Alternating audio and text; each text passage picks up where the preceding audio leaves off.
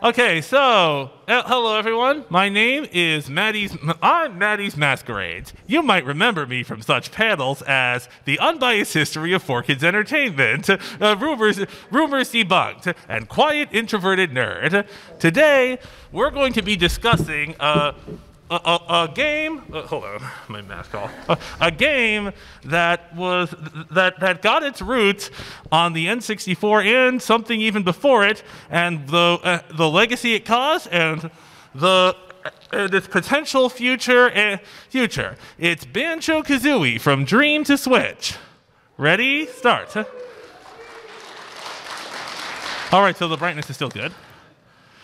All right, yeah, from its start in 1995 as a Super NES game called Dreamland of Giants, and its current release on the Switch, that's what we're going over today. So yeah, in 1995, Banjo-Kazooie got its start as a Super NES role-playing game called Dreamland of Giants. This character that my mouse is on, he was the protagonist of the game. His name is Edison. And Banjo, he was a supporting character. Yeah, that bear with the sword in his back. Yeah, he was just supposed to be a supporting character, not the main. But there was a rumor that he did have robotic bird wings in his backpack, bird talons in his backpack, which is probably where the talon trot came from later. And you recognize this guy? That's Captain Black Eye. He made some appearances in Banjo-Kazooie on Portraits in Mad Monster Mansion, but in Banjo-Tooie, he appeared as a very, very minor character that only just says what seems like random stuff and gives you doubloons, but there's something else to that. I had a dream once. A bear stole me glory, looked a bit like Yui did, and I were in this fine game. That's what that's a reference to, how the bear stole his glory. He was the main antagonist in that game. All right?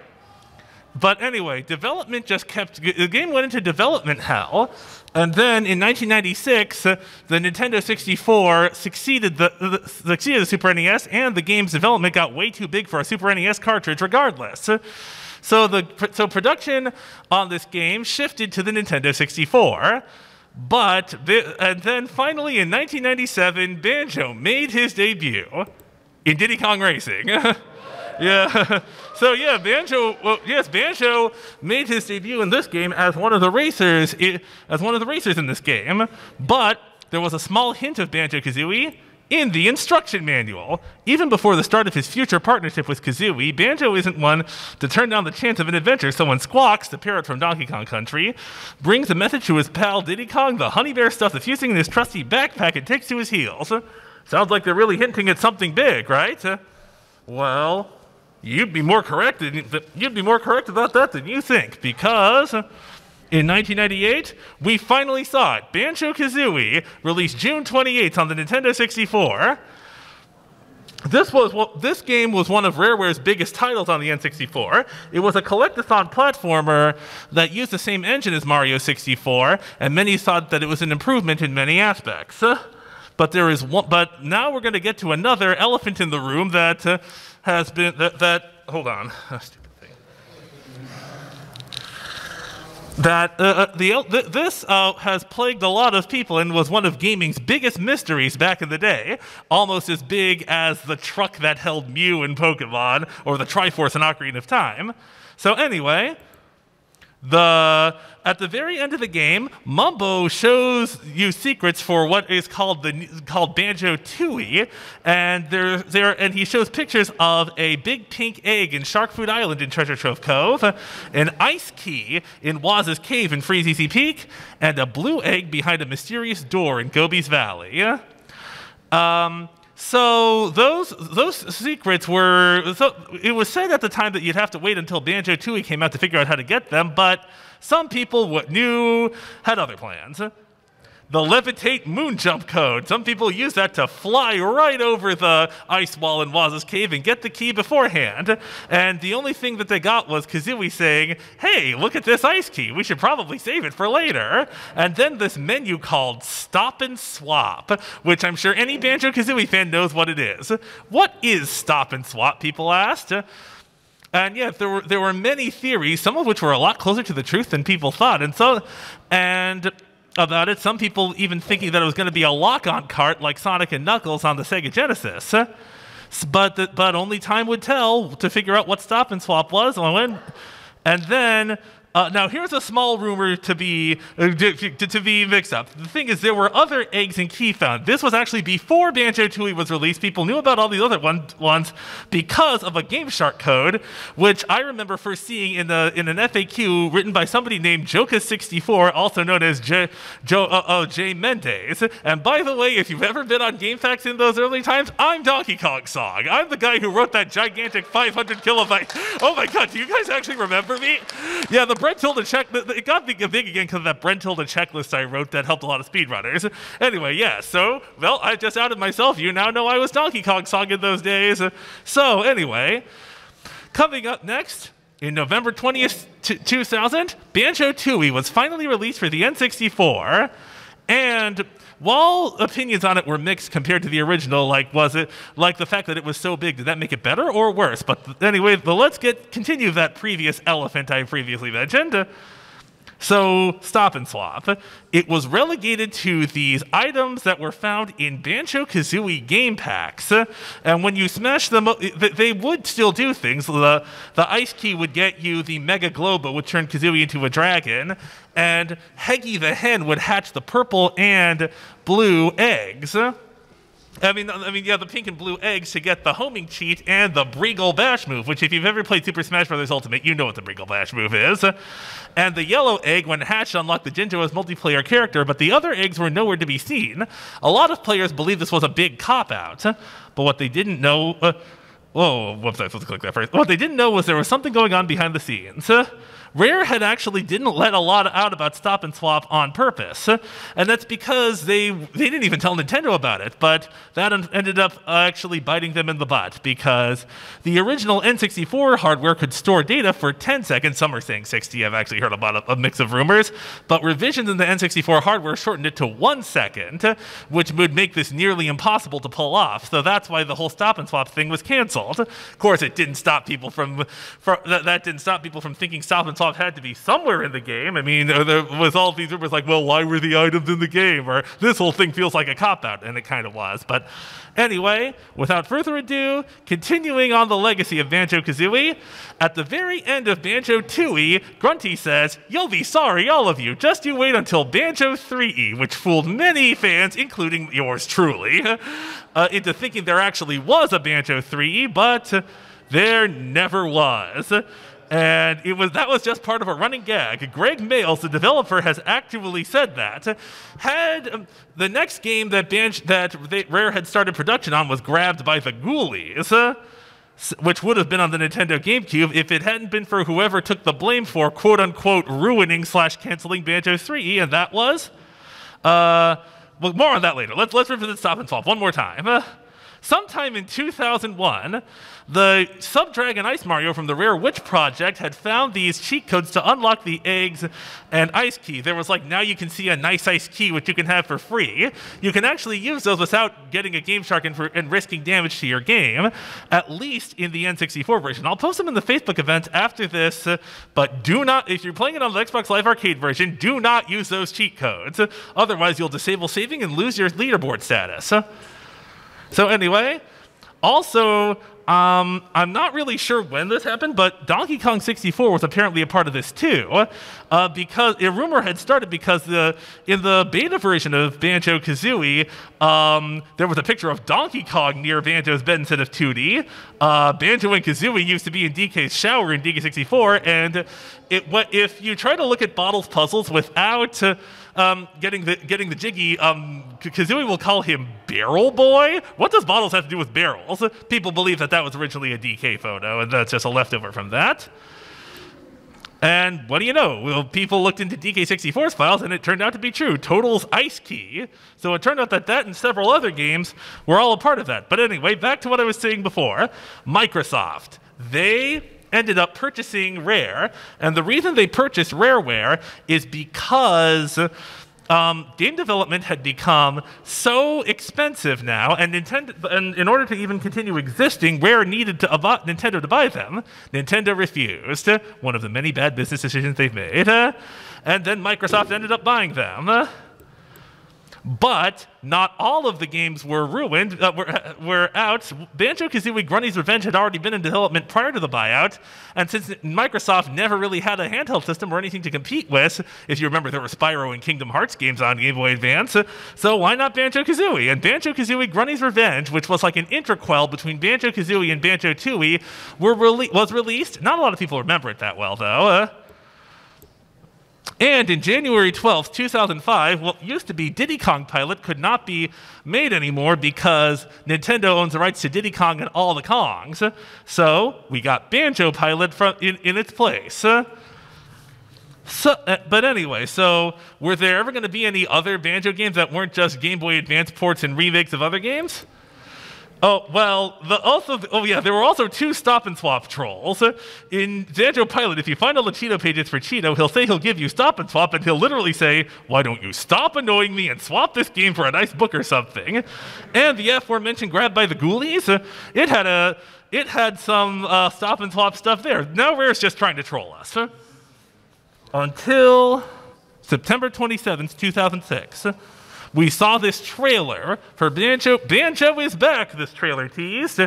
And people thought it was going to be another big collectathon. There were even notes and jiggies and stuff in the trailer. But then in 2008 and 2009, Banjo-Kazooie and Banjo-Tooie were re-released on the Xbox Live Arcade along with the new game, Banjo-Kazooie Nuts and Bolts, which a lot of people didn't really receive very well, mostly because it was more of a vehicle-based game instead of a regular collectathon.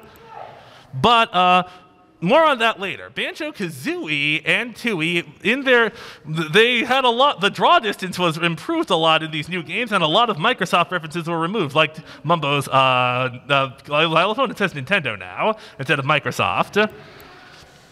And now the mystery of Stop and Swap was finally solved because, thanks to the Xbox 360's porting, what you had to do was you had to have finished the Banjo-Kazooie file in order to be able to get the eggs in Banjo-Kazooie and put them into Nuts and Bolts to use them there, as well as Banjo-Tooie for their intended purposes, and the extra ones got you. That you would give Heggy to hatch. She would end up giving you some avatars and gamer pics and whatnot. Yep. So yeah, and you also had to have had Nuts and Bolts and Tooie for it to use. Yep. But then after it all, Heggy also meant the thing is within the Banjo-Kazooie game packs there are other eggs there, and here comes the new one, Stop and Swap 2. Oh no, not again, the achievement says. Yep. Oh, whoops, I went the first. Yeah, so there was like a golden egg, a bronze egg, and a brown egg. Now, here's one side note a lot of people don't know about. Now, back on Fox's old Saturday morning block, the Fox Box or 4Kids TV, you might remember a show called Viva Pinata, based on another Rare title on the Xbox called that. Apparently, there was a cartoon in production. Yeah, this is an actual frame from that show.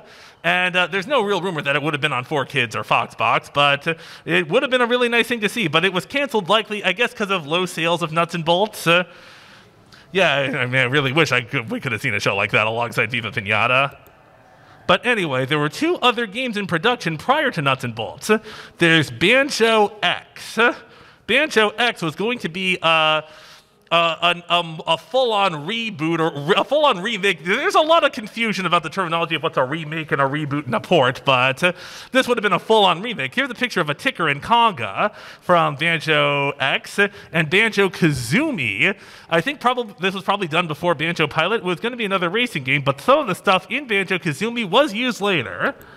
In February 23rd, 2012, Sonic and Sega All-Stars Racing for Xbox 360 had Banjo-Kazooie, which used some of the scrapped elements from Banjo-Kazooie. But for the longest time, it felt like that was the end for the Baron Bird. There was, like I said, with Banjo 3 not being there, Nuts and Bolts failing, and would we ever see Banjo and Kazooie again? 9 years later, we got our answer. Banjo and Kazooie At E3, Banjo and Kazooie were ported into became characters into Super Smash Bros. Ultimate. They'd been requested ever since the N64 days. And in fact, Banjo, Bayonetta, and Sora were actually the top 3 requested characters as early as Brawl. I'm still not really sure what was preventing them from being in Brawl, considering that other third-party characters were there. I know Sora was there because of Disney, and please don't talk about why Bayonetta wasn't included at first. This is not the panel for that. Yeah. So on September 4th, the Challenger Pack was updated. Banjo and Kazooie were now officially members of Super Smash Bros. Ultimate, and many gamers cheered, just like you guys are doing right now. And then, to cap things off, January 2nd, 2002, Banjo-Kazooie was re-released for the Nintendo Switch. It was ported to the Nintendo Switch Online. Now, the changes made in the Xbox port, those are actually not there. And actually, I forgot to mention Rare Replay. That has a lot of old Rare games on it, which was released, I think, 2011? 2015, yeah, that has Banjo-Kazooie, Tooie, and Nuts and Bolts, and it's available for the Xbox One. And yeah, so there's that, and also the Xbox Game Pass, which I think is a lot more recent, has access to all those games too. But before I open the floor to questions, I will answer once. No, I do not think there will be any more games, and if there are, there won't be any more traditional platformers, for reasons Greg Mails explained, and also something else I should have mentioned back then.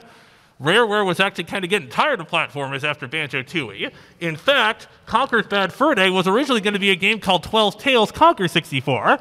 You may have seen a trailer for that back on an old trailer on an old VHS narrated by John Lovitz. I don't know if you remember this. First there was Donkey and Diddy Kong, then Diddy and Dixie, Dixie and Kitty, Mario and Yoshi. Yeah, you get the point. At the end of that, there was a trailer for something called 12 Tales Conquer 64 that ended up becoming Conker's Bad Fur Day because they were trying to experiment and break out of the whole platforming genre. And so that's part of why Nuts and Bolts existed. Microsoft didn't ruin it at all. Even if Nintendo had bought Rare, it still we probably would have been seeing Nuts and Bolts eventually on the Wii. And also, a lot of the teams that did move on, that were a little upset by that, because at the beginning of Nuts and Bolts, Lord of Games says, people don't want to collect things anymore, they just want to shoot a bunch of stuff.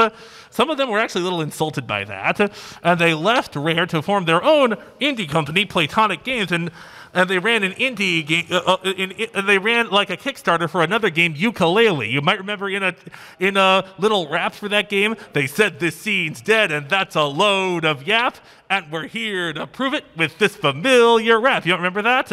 All right. Okay, well, wow, it's only 10:19. This was a lot shorter than I thought. I probably could expand it later. And let's expand. Anybody got any questions or any comments you want to add to this? You with that mask on, with the fire mask on, I think.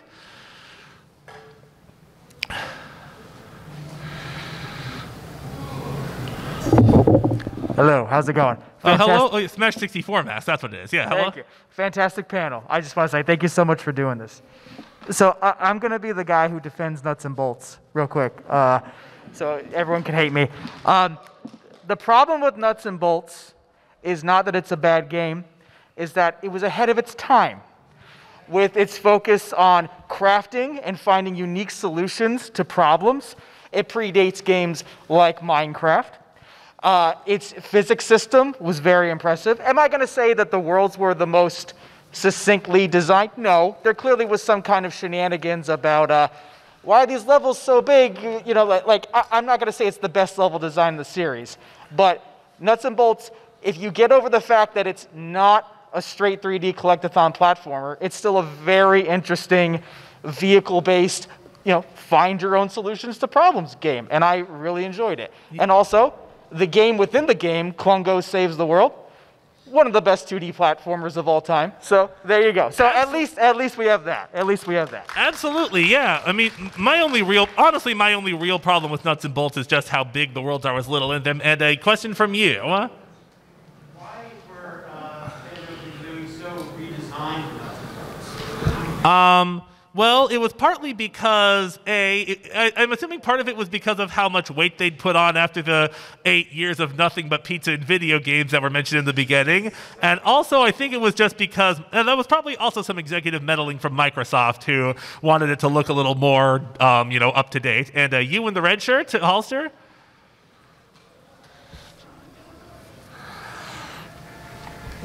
All right, is this thing on? Perfect. I just want to say thank you so much for the panel. All right, thanks. All right. Do you think that Nintendo not purchasing Rare had to do something with Dinosaur Planet and Star Fox Adventure's troubled development? Actually, that's a really good question. I never really thought about that before. I mean, it's not really Nintendo's first bad business decision because, one of Nintendo's other bad business decisions caused the PlayStation to even exist. Oh, yeah, we all know that.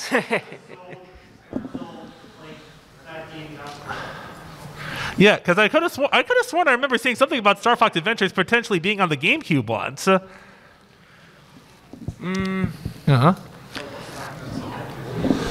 Yeah, because I remember that could have been a factor, but I don't know if it was the entire thing. Well, I was probably thinking it was one of the last games they were working on for the GameCube before Microsoft purchased them outright. Yeah, that's true. But they were working on Grabbed by the Ghoulies before the Xbox shift. That's true, yeah. Like I said, as soon as 2E finished, that's what they were started working on. Yep. Good. Thank you. You?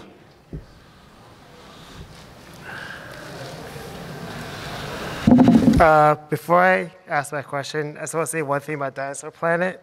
Mr. Miyamoto went to Rare Studios, he saw the game, and he told them, put Fox in it, and he left.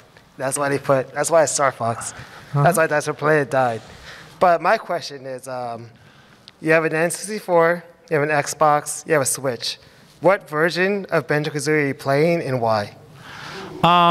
Well, if you have the Xbox, I would highly recommend you play the ports for the reasons I mentioned before, because there's really the graphics have improved, and the only thing that's really missing from the N64 versions is A, nostalgia, B, Banjo-Tooie did have 2 teeny tiny glitches. TV Tropes refers to this as the artifact. Banjo-Tooie on the N64 had a very slow frame rate, so in the intro, you might notice the music isn't exactly synced up to the new frame rate, and you'll hear this at-home music when we're going through a big digger digging through Spiral Mountain, even though you're supposed to be hearing the ominous music like you did on the N64. Also, Jam Jars would rhyme all of his songs, but the buttons were not made to match up. Like for instance, like he'll say leap high in the air and then hold Z. Remember that's British for Z. Watch Kazooie spin and drill with her head, but now he goes leap high in the air and then hold L1 or L2. Watch Kazooie spin and drill with her head. Yeah, and FYI, if you ever did see the TV Tropes article for the artifact, I'm the one who added that and those part there. Yep. All right. Thank you so much. You in the blue? Hey, so I've just got 2 things I want to say. First of all, I noticed you didn't mention Yooka-Laylee and the Impossible Lair. That's a great game. It's the sequel to Yooka-Laylee. I have not. I haven't played it yet. You haven't played that game? I haven't played it yet, and I really only want to mention the original just because of its relevance to the original team leaving Rare, which pretty much sealed any chance of another traditional Banjo-Kazooie platformer. But yeah, I do recommend playing the Yooka-Laylee games. I haven't even finished the first one yet, but it's a really fun game, so I do recommend it if you ever get a chance to play it.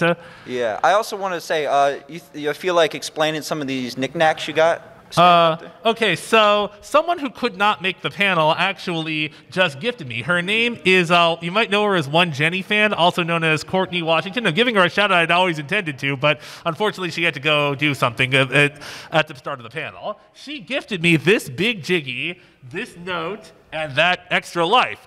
Go hut. This jiggy with the eyes, I crafted it myself. I cut it out of craft foam.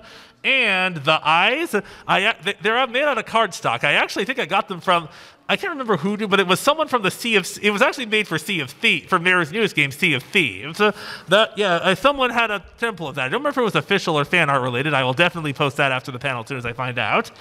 That little 2D plush, that is really old. I think that's probably was released when the game was out. My brother bought that for me as a Christmas gift before I even started going to cons and cosplaying. And that little knockoff Kazooie over there, I just wanted some kind of red bird with a yellow beak, and not the one from Angry Birds. But the thing is, Kazooies were too expensive, but I decided to just get that one just because it kind of looks like Kazooie. I just want to use it to cosplay. Yep. All right. Any more questions? We got you in the pink. Sure. I'll get to you in a sec. Let's get you first. All right. Yeah. Hi there. Hello. First off, fantastic panel. Thank you very much. So in Banjo-Kazooie, really, Tooie, the whole series, there's a common thread running through all of them, what Masahiro Sakurai essentially called poor souls. A lot of the non-playable characters and their miserable, sad lives. Terry, the divorced pterodactyl single father. Bottles, who is brutally killed in Tooie. Royston, the goldfish, who Banjo's friends constantly try to eat. All that said, which one is your favorite of these long-suffering creatures? Actually, my favorite of them would have to be the very first NPC non-enemy NPC that Banjo and Kazooie must brutally murder for their own benefit. Mildred Ice Cube. Yes, if you remember, Mildred Ice Cube was on the side on the outside of Hillfire Peaks. Her husband George flew to the sky, and she kept a Jinjo for company. So what do Banjo and Kazooie do to put her out of her misery? Find her husband? Nope, kill her, and then take the Jinjo. Now you could argue that George himself died too, but I meant brutally murder intentionally, directly. Banjo and Kazooie didn't directly kill George. That was his own miscalculation. Excellent answer. Thank you. Yeah. Cowboy Bebop shirt? You help a lot of people in Banjo-Tooie, but we don't really find out what happens to, say, Royston, who you just released in Spiral Island and, never really hear from again. If you had to imagine where they wound up, what would you say happened to Royston or Klungo, who wound up quitting his job at the end of Tooie because he was just that sick? So there's a headcanon website. You may have heard of the Donkey Kong universe known as DK Vine that connects a lot of rare games. Oh, cool. All right, so yeah, they apparently think that he got adopted by characters and grabbed by the ghoulies in Viva Pinata, therefore putting them in the DK universe. So, yep. All right, so I think about somebody back there had a question, or did they leave already? Just a comment about Royce. I could have sworn I saw him on Bottle's plate before the party. Yeah, well, that's actually a very good, that in itself is a really good question too, because I remember he said he slid off the barbecue, but the funny thing is, you still, in the intros when they're playing the cards, you still see him in the goldfish bowl. Boy, I really hope somebody got fired for that blunder. All right. So yeah, did the guy, okay, so any more questions? I remember, like I said, I did see someone back there, but they might have left. If I don't see any more questions, I suppose it's time to wrap up this panel then. Thank you all for coming, and thanks for asking. Yeah, I was a little upset that it was a little short, but you know what? It felt more like an interactive panel. You know what? I'm not going to complain about having too short material anymore. It really makes it feel like you're all part of it. It's our community.